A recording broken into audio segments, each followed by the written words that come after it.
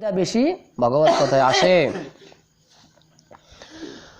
তো সেই ব্রাহ্মণ বলছে আমি আগামীকাল বনে চলে যাব। বনে চলে যাব যখন বলেছে না, ব্রাহ্মণী বলছে আজ যেও না, আগামীকাল নয় পরশু যাবে। কেন? বলছে আগামীকাল আমরা গুরুদেবের আশ্রমে যাব। গুরুদেবের আশ্রমে গিয়ে বলছে গুরুদেব আশ্রম থেকে এসে তারপর তুমি কাশলে না দেখে আসবেন, কে বলে তো গামছা দেখে আসবেন। হ্যাঁ ওইরকম মুখটা ঢাকা দিয়ে রাখুন, আপনি কাশি পাচ্ছে তো ঢাকা দিয়ে রাখুন। আচ্ছা যাই হোক, বয়স হয়ে গেছে, কিছু করার নাই। যাই হোক আপনি ঢাকা দিয়ে রাখুন, তার ভগবত কথা শুনুন, তাহলে শরীর ভালো হয়ে যাবে। তো সেই ব্রাহ্মণ তখন চলে গেল কোথায়? সেই বৈশিষ্ট্যমণির আশ্রমে। সেখানে গেল, যাওয়ার পরে বলছে ও এরকম যখন এসে পড়েছে, বলছো আপনি তো এসে পড়েছেন, তাহলে বসুন, ভগবত কথা শ্রবণ করুন। এসে যখন পড়েছেন তাহলে ভগবত কথাটা শ্রবণ করুন। বলছে না আমার তো বেশি সময় নেই। বলছে না একটু শুনুন। কে বলছে এটা? বৈশিষ্ট্যমণি। তখন ধীরে ধীরে সেই ব্রাহ্মণ, তার যে মন অশান্ত রয়েছে, কেন 12 বছর বিগত হয়ে গেছে, তার কোনো পুত্র সন্তান হয়নি। সে যখন ধীরে ধীরে তার গুরুদেবকে এই কথাগুলো বলতে লাগলেন, তখন গুরুদেব বললেন তুমি কেমন সন্তান প্রাপ্ত হতে চাও? সন্তান রয়েছে অনেক প্রকার। শত্রুজাত সন্তান, ঋণজাত সন্তান, দুষ্কর্মজাত সন্তান, সুসন্তান, উদাসীন সন্তান। 5 রকম সন্তানের বর্ণনা দিয়েছে। তুমি এখন কোন সন্তান চাও? শত্রুজাত সন্তান কেমন? বলছেন কিছু কিছু সন্তান আছে, তা দেখবেন তার মা বাবাকে গুলি করে গলা টেপে মেরে দেয়, এটা শত্রুজাত সন্তান। আর এটা কি বলেছে? ঋণজাত। কেউ যদি আমার কাছে টাকা পায়, আমি তার টাকা পরিশোধ না করি, দেখা গেলো যে ব্যক্তি টাকা পায় ওই ব্যক্তি বিগত আমার পরে নেক্সট আমার পুত্র হয়ে এসেছে, হ্যাঁ, সে কী করবে? অনেক ধনশোধ আমার মানে লোকের কাছে ঋণ পাতি করে দিয়ে আমাকে ঋণে ঠেলে দেবে। ওটা ঋণজাত সন্তান। হ্যাঁ, শত্রুই পুত্র হয়ে আসতে পারে, ওই ঋণ ব্যক্তি পুত্র হয়ে আসতে পারে। আর কি বলছে? দুষ্কর্মজাত সন্তান। দুষ্কর্ম বলছে তুমি মাস্টার চাকরি করো বা ডাক্তারি করো, তোমার সমাজে অনেক প্রতিভা রয়েছে, তোমার সন্তান অপরের বউ নিয়ে ভাগে চলে গেল, তাহলে কি ওটা দুষ্কর্ম হলো না? এরকম দুষ্কর্মজাত সন্তান হতে পারে। তারপর কি বলছে? সুসন্তান। আর একটা বলছে উদাসীন। বলছে উদাসীন সন্তান কেমন? বলছে তারা ভক্তি মার্গে উদাসীন থাকবেন, অপরকে জ্ঞান প্রদান করবেন, সেরকম। তুমি কোন সন্তান প্রাপ্ত হতে চাও?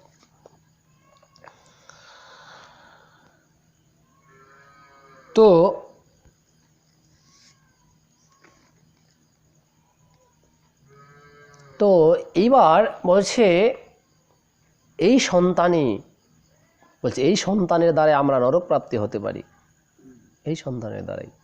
এই সন্তান নরকে নিয়ে যাবে। কোন নরকে? বলছে ভাগবতে 28খানা নরকে বর্ণনা করা রয়েছে, 5ম স্কন্ধে 28খানা নরক। তার মধ্যে 28-এর মধ্যেও বলছে অগণিত নরক রয়েছে, অনন্ত কোটি নরক রয়েছে, তার মধ্যে 28খানা মেন। হ্যাঁ, তার মধ্যে আবার পুত নামক নরকও রয়েছে। পুত নামক নরক মানে, মনে করো আজকে আমি বাচ্চাটার জন্য দুধ রান্না করছি, এবার দুধের রান্না করার সময় দেখা গেলো এখানে একদল পিঁপড়ে ওখানে ঘোরাঘুরি করছে, আমি পা দিয়ে খেচে দিলাম। সেই দুধটা যদি আমি বাচ্চাকে খাওয়াই, তার যে অপরাধ, সেই অপরাধ আমাকে যেতে হবে পুত নামক নরকে। সেই নরক থেকে একমাত্র পুত্রই বাঁচাতে পারে। পুত্র যদি কৃষ্ণ ভক্ত হয় তবেই সেই নরক থেকে আমাকে বাঁচাতে সম্ভব। ওর জন্যই নরকে যাওয়া, আর ওই একমাত্র কৃষ্ণ ভক্ত হলে তবেই সম্ভব, নচেত সম্ভব নয়। তো এই নরকের বর্ণনা আজকে শিক্ষিত সমাজ বলছে আমি যদি মারা যাই, কোন নরকে গেলাম না স্বর্গে গেলাম, আমি কি করে বুঝবো? শিক্ষিত সমাজ অনেক প্রশ্ন করবে। নরকে বর্ণনা বলছে একজন ব্যক্তি যদি বিষ খেয়ে মারা যায়, সে বিষ খাওয়া মারা ব্যক্তি কিন্তু বিষের মরার, সে তো মরা, আমি মরলাম আমি বুঝতে পারবো না। তো মানুষ বুঝতে পারে না, কিন্তু পূর্ণ চন্দ্র একদম পূর্ণ পূর্ণিমা রাত্রে যদি দূরে যদি একটি মোটা দড়ি থাকে, আমাদের কি বলে মনে হয় দড়িটাকে? কেন?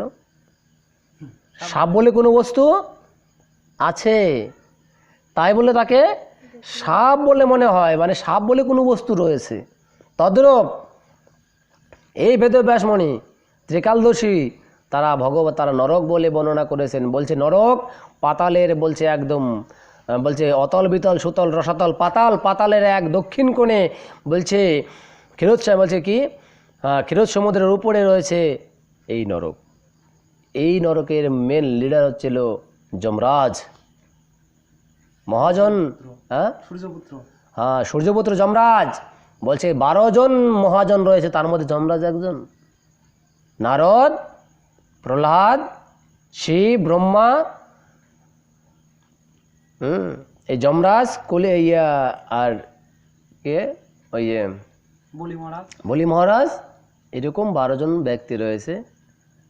মহারাজ ভীষ্মদেব, হ্যাঁ ভীষ্মদেব, 12 জন মহাজন কারা? যারা ভগবানকে পূর্ণাঙ্গভাবে জানেন তারা মহাজন।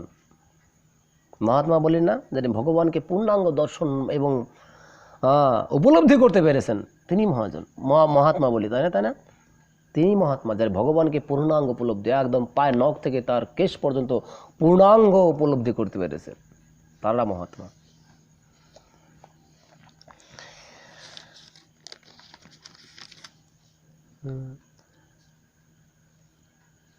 তখন ব্রাহ্মণ বৈশিষ্ট্য মুনিকে জিজ্ঞেস করলেন, আচ্ছা মুনিবর, আমি তাহলে এই যে পতিব্রতা স্ত্রী প্রাপ্ত হয়েছি, এটা কোন কারণে? এই যে আমি পতিব্রতা স্ত্রী প্রাপ্ত হয়েছি ব্রাহ্মণী, এটা তো পতিব্রতা, কারণ উনি তো ভাগবত কথা শ্রবণ করতেন। ব্রাহ্মণ তো করতেন না, কিন্তু ওনার পত্নী তো করতেন। এটা কোন কারণে সেটা আমি প্রাপ্ত হয়েছি, আমার কৃপা করে একটু বলুন। তখন সেই মণি, ত্রিকালদর্শী মণি ধ্যানস্থ হয়ে, যেমন গুরুদেব বলতেন না আমার গোলক ধামে আমার অবস্থান কোথায়, ঠিক তদ্রূপ ধ্যানস্থ হয়ে বলছেন, হে ব্রাহ্মণ, তুমি পূর্বজন্মে শূদ্র বংশে জন্মগ্রহণ করেছিলে। শূদ্র বংশে জন্মগ্রহণ করার তথাপিও তুমি তোমার বাড়িতে এক বৈষ্ণব এসেছিল, তার তুমি সেবা শুশ্রূষা করেছো, তার কাছ থেকে তুমি ভগবানের প্রসাদ প্রাপ্ত হয়েছো, তুমি নিরামিষ ভোজন করেছো, তুমি হরিকথা কীর্তন শ্রবণ করেছো। সাধু যখন চলে যায় তখন তুমি তাকে দক্ষিণা সহ তাকে বিদায় দিয়েছো। বলছি এর সুবাদে তুমি এত প্রতিবতা সুন্দর ব্রাহ্মণী প্রাপ্ত হয়েছ। এটা এই জন্মে নয়, আর আজকে জন্মে যেমন কর্ম করব আমরা তেমনই ফল প্রাপ্ত হব নেক্সট। বলছে এটা সাউন্ডটা বেশি গেল না, এটা মাধ্যমিক পরীক্ষা, ঠিক আছে চলো আস্তে আস্তে বলবো। এটা মাধ্যমিক পরীক্ষার আগের মুহূর্ত, এটা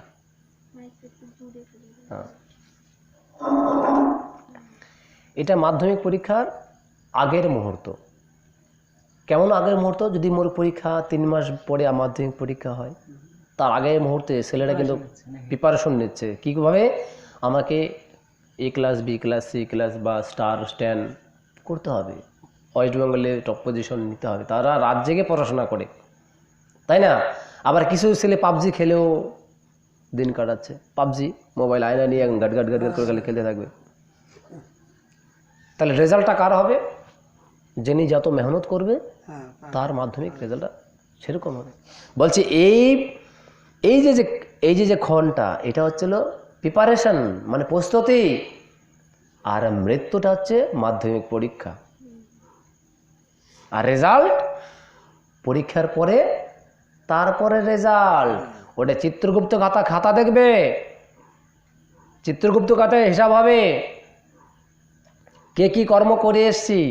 বলছে আমরা মৃত্যুর সময় 5খানা বস্তু নিয়ে যাই, 5টা, সেই 5খানা বস্তুর হিসাব হবে, তারপরে ওখানে নাম্বারিং হবে, তারপরে নেক্সট জনম। ওইটা হচ্ছিল ফল, নেক্সট জন্মটা হচ্ছিল ফল, পরীক্ষার রেজাল্ট। আর এখন মনে হচ্ছে তাহলে বলছে এখন আমরা কি প্রাপ্ত হব, এই এত সাধারণ ভোজন বলছে কিছু প্রাপ্ত হবেন না, বলছে এখানে শুধু পরীক্ষা দেবেন তার প্রস্তুতি নিচ্ছেন।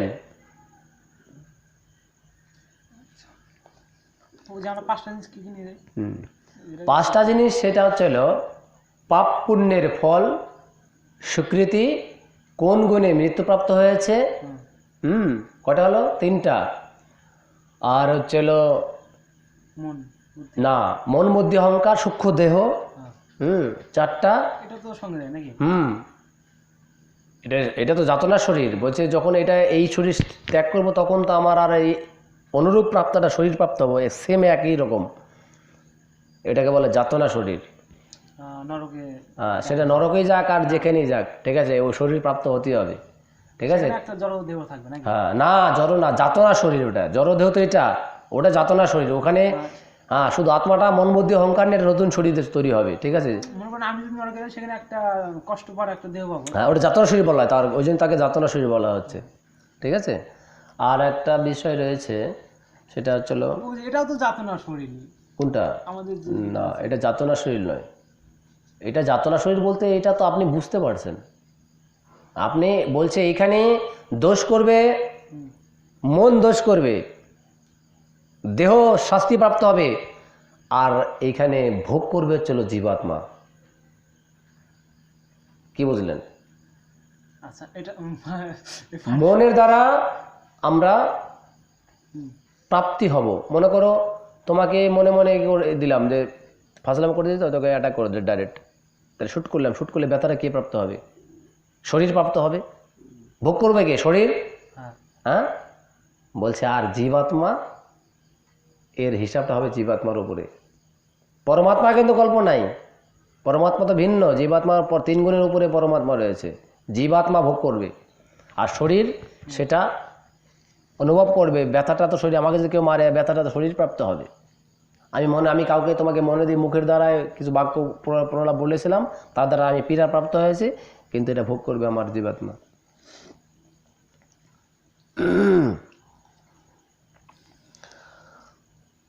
তো বলছে হ্যাঁ, তো বিশেষ করে এই ভাগবত এই মাসে তুলসী মহারানীকে ধারা প্রদান করতে হয়। ধারা, ধারা মানে জলের ধারা, যেন অনবরত সকাল থেকে রাত পর্যন্ত ধারাটা চলতেই থাকে। কেন? ওই তুলসী গাছের উপরে একটা, হ্যাঁ, ওই যে দৃশ্য, ওই যে দেখছো, ওইটাই যে সিস্টেম। ওখানে জল থাকবে, জল থেকে আস্তে আস্তে আস্তে আস্তে সারাদিন ওটা পড়তে থাকবে। আর এটা বিশেষ করে তুলসী দেবী হচ্ছে আমাদের ভক্তি প্রদায়িনী, ভক্তি মার্গে। তুলসী ছাড়া আমরা কখনো ভক্তি প্রদান কেউ করবে না, তুলসী একমাত্র ভক্তি প্রদান করে। এই তুলসী মহারানীকে এই মাসে ধারা প্রদান করলে উনি বিশেষ আমাদের ডিসকাউন্ট দেন, কৃপা করেন। এটা ছিল আজকের মতো এইখানে বৈশাখ মাসের মাহাত্ম্য। তো এই বৈশাখ মাসের মাহাত্ম্য, এইখানে যদি ভাগবত কথা হয় তাহলে তা কেমন ফলপ্রদায় হবে। এই এত সুন্দর ডিসকাউন্ট মাসে ভাগবত কথা। আরও বলছে সেটা হচ্ছে রসমালায়ালাম, রসের মালাই, মালাই মানে রসের ক্ষীর। হ্যাঁ, দুধের ক্ষীর কেবল মিষ্টতা কত সুস্বাদু হয় না। বলছে রসমালায়ালাম, ভাগবতম হচ্ছে রসমালায়ালাম। বলছে গ্রন্থের সার, গীতা যেমন উপনিষদের সার, ভাগবতম হচ্ছে সমস্ত গ্রন্থের সার হচ্ছে ভাগবতম। আর আজকে চলছে একটু, আজকে একাদশী বেশি কিছু নাই, একটু আছে, একটু আলোচনা করি তারপরে